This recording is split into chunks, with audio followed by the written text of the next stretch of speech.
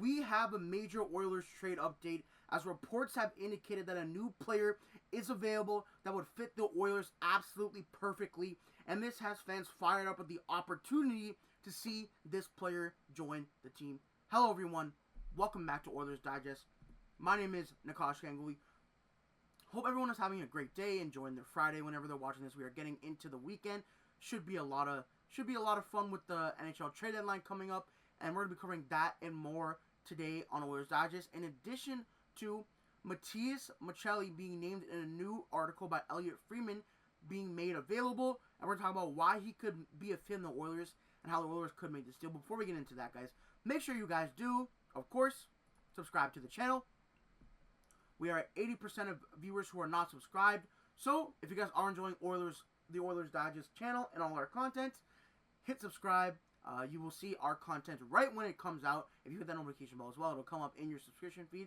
So, if you're in that portion of the people who are not subscribed, why don't you join the smaller portion of subscribed people? Let's keep getting that number up. Let's get closer to 4,000 subscribers, everyone. Thank you guys so much for watching, of course.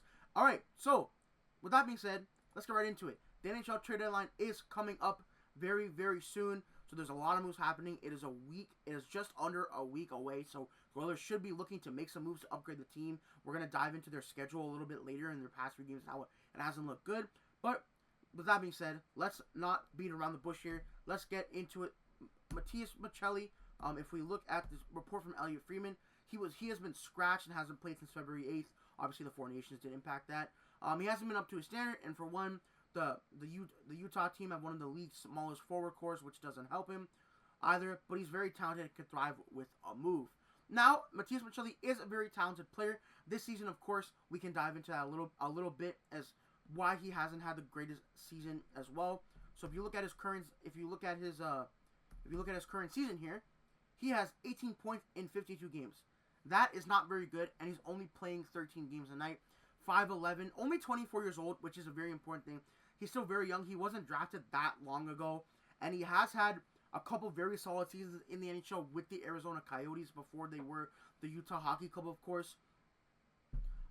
This season seems like an outlier for Maccelli, in my opinion. I think if he did come to the Oilers once again, he would be rejuvenated. He's a very, very strong playmaker and also an okay goal scorer if you look at it. But if we dive deep into his numbers, you'll see he's a very strong playmaker. And I think the Oilers could use some more depth down the lineup. Again, we keep hammering this home that their current wingers, the guys like Arvidsson and Skinner, they've kind of, they've struck out on those two players. So it'd be nice to bring in Maccelli, revitalize his career. Again, we always talk about the Oilers, how they want to always bring in these maybe low cost, whether it be in contract or assets, and bring these guys, rejuvenate them, and hopefully turn them into better players. We've seen that done a few times with guys like Evander Kane, John Kleber, who they're trying now, Sperry Kapanen, which could be very interesting. But I think something to talk about is obviously Matias Macelli's career stats. And if you do look at that, look at the 2 seasons before this one, I think that is more of what a player he is than the 18 points in 57 games. He had 57 points in 82 games last year, 17 goals and 40 assists. And if you look before that, his season was even stronger. I guess maybe technically his rookie season, maybe not. He had, of course, 49 points in 64 games. A lot of assists, of course, but almost 20 goals last year, which would be nice in this current Oilers lineup, obviously from Finland, and drafted only in 2019, and he's only 24 years old. So he's a very solid player, even if you look back in his days in the Liga, putting up decent points there, and he tore it up in his only season in the AHL. We know the AHL is kind of a more low-scoring league, and I think personally, this could be a very, very smart acquisition for the Edmonton Oilers, just because he's not making too much money, especially if you see the cap going up. It hasn't been that crazy, and he is a decent play driver. He's very solid, and I do think Utah also isn't that good this year. They don't have a lot going on, to be honest with you guys. And he did look very strong in Arizona last year. And I think, like I said earlier in the video, this is more of an outlier than it is the player he is. So you can also kind of see that if we dive into his advanced metrics here. I'll try and explain them a little bit as well. So this is from Natural Stat Trick, of course. If you look at his first seasons, his goals for percentage were very high, but this year they have been pretty low. Anything that's kind of below 50 is not the best, especially given how much he's playing. But if you look on the far right there, if you look at his expected goals percentage, he's really underperforming his expected goals percentage versus what it should actually be. And the seasons prior to that, he's been known to outperform that. So he's 10% below the in difference there, and you really want these numbers to be at 50 or above. And before that, he has done that, been way above in the goals for percentage, so that has been very good. And his expected goals for too last season was very, very strong. And this year, it just, in both numbers, in goals for percentage and expected goals for, they've both been low, but the expected goals percentage has been high. So he's really been underperforming where he should be. And I think this is just a sentiment to say that he does need a change of scenery or just, a rejuvenation somewhere. The last 2 seasons were so strong, and it's in a lot of games played. It's just very weird to see him come to Utah. Maybe he doesn't like playing in Utah. I don't know. But I think it could be interesting. And something to say, too, is the Oilers are looking at all scenarios. We'll get to that a little bit later, but we also do have to talk about Matias Macelli's contract, which isn't really that crazy. I think 3.425 for 2 more years after this one. Or only 1 more year after this one, actually, is pretty good for him. The cap, again, is going to go up next year, so what's 3.425? They just handed out contracts similar to this to Jeff Skinner and Victor Arvidsson, who also haven't been performing, but Matias Macelli does have a track record of performing very well. He's also younger. He could fit the Oilers' timeline better. An asset you'll have for a longer time. Can definitely give him an extension. If you look at that in 2026, he is going to be an RFA. So I think this could be a very, very smart deal for the Oilers to make. Acquisition cost seems like it wouldn't be that high either. As you said, Friedman talked about in the article, he hasn't been playing well.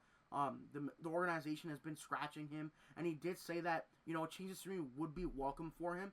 So I don't think it would really cost that much. We've seen guys that have been thrown around during the trade line time, like the Braden Chans and the Scott Laudens, and they're looking for first-round picks and more. And Maccelli, I think, could be someone that could essentially match that production, but be very cheaper just based on the way things are going. We see that players can be traded for more based on name value or just the price teams attached to them. You can see guys go for thirds that could go for first or vice versa just based on, what the team thinks they are, what they're worth to another team, how highly coveted they are. So I think digging into it, Matias Macelli is a sneaky good acquisition that could happen for the Edmonton Oilers very soon here, and I don't think it would be that surprising at all given the reports that are coming out. And if we also look at what Stan Bowman said pretty recently in an interview with Sportsnet, he did say they are looking at all scenarios. He said, we're just putting our heads down, readying ourselves for a lot of different scenarios, and he did mention that he wants some depth on forward. He wants some speed, some grit. Obviously, Maccelli is only 5'11", but just could be another offensive weapon to have. They're looking at defensemen and goalies. So the Oilers, they're gearing up for a pretty massive trade deadline here. There's going to be a lot of stuff going on between them. Hopefully, a lot of moves being made.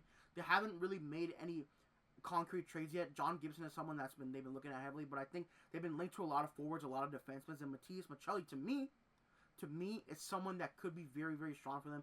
A good playmaker. He can maybe get in there on the first power play unit if you give him a chance. Play him with some of their, he could even get guys like Arvidsson and Jeff Skinner going if they aren't traded in this deal, because those are 2 consistent goal scorers in the past. They're known for that. And Matias Macelli, consistent playmaker. Put those together, you could have something that makes those 2 players get going. Because a lot of Oilers fans, again, they're very sour on Arvidsson and Skinner. They just haven't been performing up to par, despite Jeff Skinner kind of performing better over the past few games, especially in the new year. So that could be interesting. But one thing that is interesting, too, is where he would kind of fit in the lineup. I did just mention this as well. If you do look at the Oilers, lineup here, you do see that Nugent-Hopkins, McDavid, Hyman, Skinner, Draisaitl, Arvidsson, Janmark, Henrique, Brown, Podkolzin. I don't know why Kasperi Kapanen is at center. I don't think he's ever played center, but maybe someone's hurt there, or they're just trying new things because the most recent month hasn't been that great for them. But Matias Macelli, I think he's a pretty versatile player. He could play all over the lineup. I think getting him on a line, maybe a third line with like an Arvidsson and Skinner would be very cool, or one of them, and he could just get stuff going down there.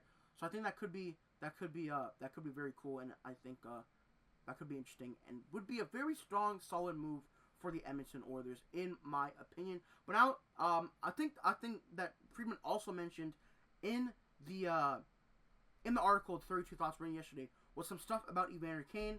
So if we look at this, he said Evander Kane's full no trade expires Friday night, which would be tonight. He and the Oilers are navigating his return, whether or not he will be able to play a regular season. It's very important that Kane getting run rates prove he can be a factor in the playoffs. Remember, he missed the last 5 games of the Stanley Cup final.